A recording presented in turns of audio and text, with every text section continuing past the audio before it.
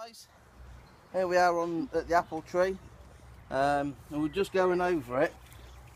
I was taking any of these blossoms that haven't formed, and just leaving one or two apples. There we go, there's a good example just here. We've got some blossoms here, that's a small apple.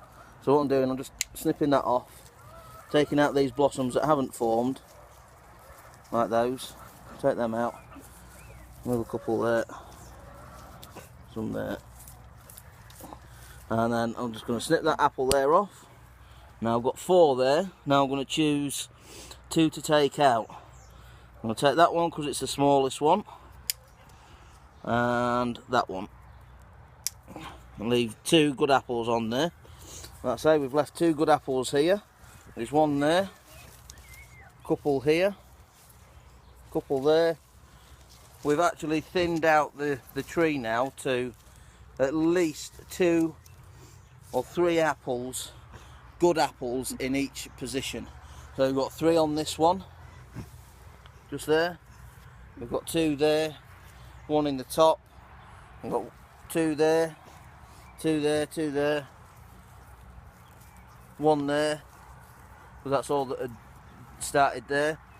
We've got 2 here that you've just seen us do. 2 here. There's one we didn't get. That's got 2 on it anyway.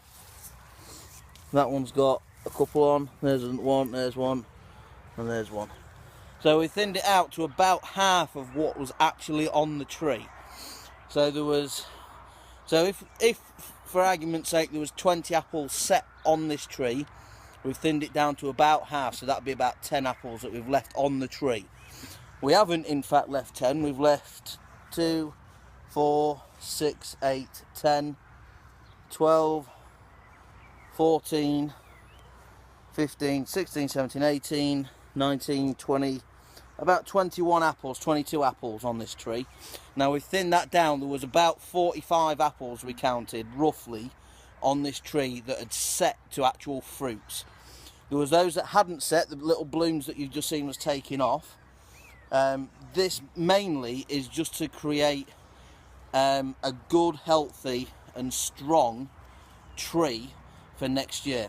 I mean, if you look at the stem, it is still only about the thickness of my little finger, maybe my ring finger. It's about the thickness. It has had a piece snap off here in the shop, and it's had one side shoot. So when we won't prune this year. We will leave this to establish a better stem, thicker stem, better tree overall for next year. And with this little, if you look here, there's a little side shoot. I'm just going to snip that off. That's just so it doesn't create anything lower than what we want. So this would have created a shoot that would come out here. We want all the shoots to be up at about waist height, which is here. So this year, we're not going to take anything off. These new growths, pieces of new growth here, we're going to leave that, and they will probably be about head height. I'm 5'8", so they'll be about 6 foot probably by the end of this summer, possibly. If not, I'm not too fussed. They can stay the shape as they are. We can still keep it pegged. We can put another stake in from the other side just to keep it steady, and we can take out any leaves that are looking a little bit battered and bruised for whatever reason. I don't know why that is. Got a bit of a mildewy effect to it. Not sure on that. We'll have to keep our eye on that, because that could affect the apples. We'll have to, like I say, keep our eye on it. But that's about it. We're gonna maybe do the same now with the plum tree. In fact, we'll go over to that now. There's not many plums on this really that I want to take off. I want to try and leave as many on this as possible. But like here, we've got 2 on 1. I'm just going to snip 1 off. Yeah. That's probably well, there's 1, 2 on. Snip that one off. 1. Now we've got some from here. We've got quite a few on here, look. We've got quite a weedy one. I'm going to snip that off. That's about it, I think, actually, for that one, because they're all on single stems. Yeah, all singles, singles, singles, singles. Yeah, so in fact there I've only taken, oh, we've got two doubles here. I'll take that one off. There we go. So there we go. We haven't lost that many fruits, to be honest. We've lost 4. There wasn't very good sized ones. I mean, some of these are really getting big now. So we've lost 4 out of however many we've got on the tree. Put them away. What have we got on it? 1, 2, 3, 4, 5, 6, 7, 8, 9, 10, 11, 12, 13, 14, 15, 16, 17, 18, 19, 20, 21, 22, 23, 24, 25, 26, 27, 28.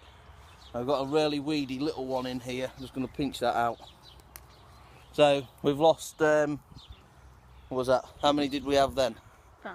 5. We lost 6 little fruits out of nearly 30 fruits on the tree. So that's not too bad. Again, if you look at this, we've got some, these aren't strong enough to do it, I'll have to get the secateurs. We've got some shoots coming up from the bottom of the tree. Might leave them till the end of the year and see if we can, see if we can take them as cuttings. Yeah, we're going to leave them. But it's a Victoria plum. Let me see if I can do some wrap this.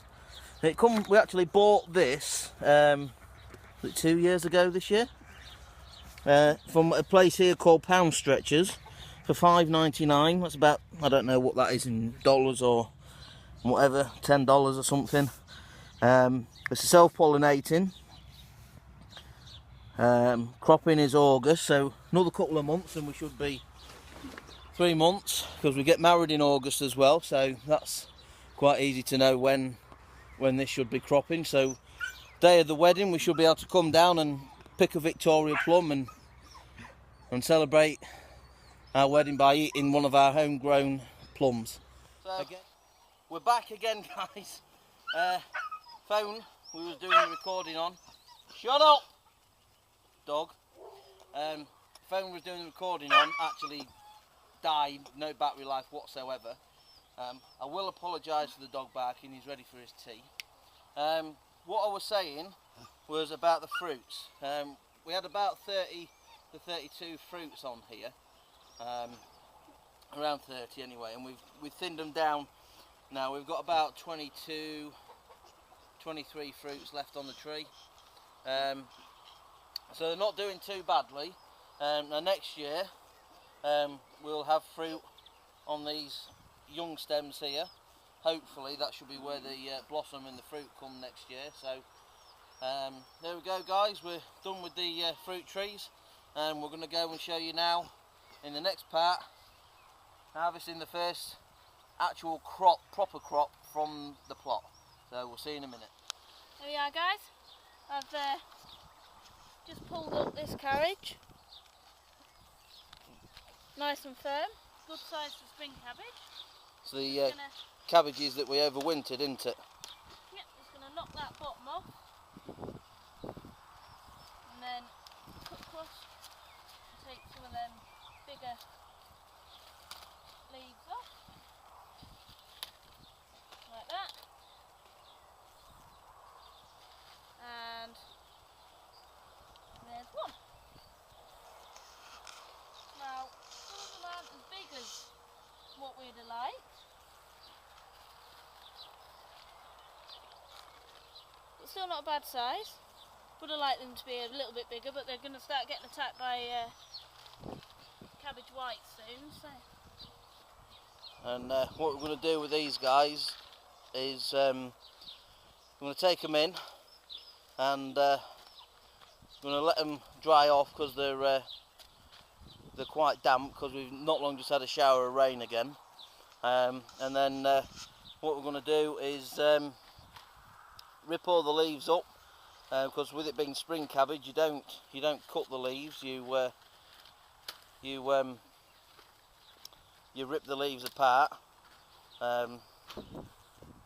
So my granddad always told me anyway. The easiest way with these: sharp knife, hands out the way, quick hit. Then take off the leaves that come off. Spring cabbage.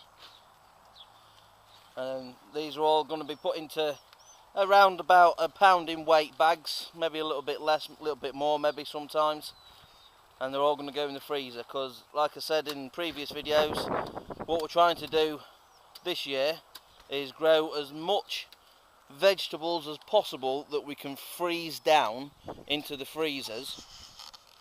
And like with all the peas that we're doing, we're trying to get as many bags of peas and cabbage and beans and onions, sprouts, garlic, and everything else that we're growing. All the tomatoes we can freeze down in sauces and things like that. All the onions we can make tomato and onion sauce. We can make tomato and garlic sauce, tomato and leek sauce, and pretty much just about everything that we can put in the freezer into tubs or bags, which then we don't have to worry about. We can just go and take a bag out if we're making a stir fry or this or that, and like with the peppers and like things like the cucumbers, the melons, and the cucamelons that we've got in there as well. Things like that, they're all going to be used up, and you know, as we pick them, because you can't freeze them down properly.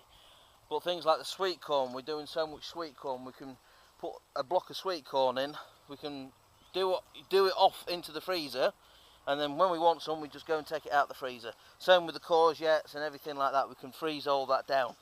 So, and we'll be back to Hannah. This bit here does not go to waste. Not all the time. We have the rabbit. She gets a few leaves. Not too many. Too much cabbage isn't good for rabbits. The ducks will get some, and the rest will go to the chickens and the goslings.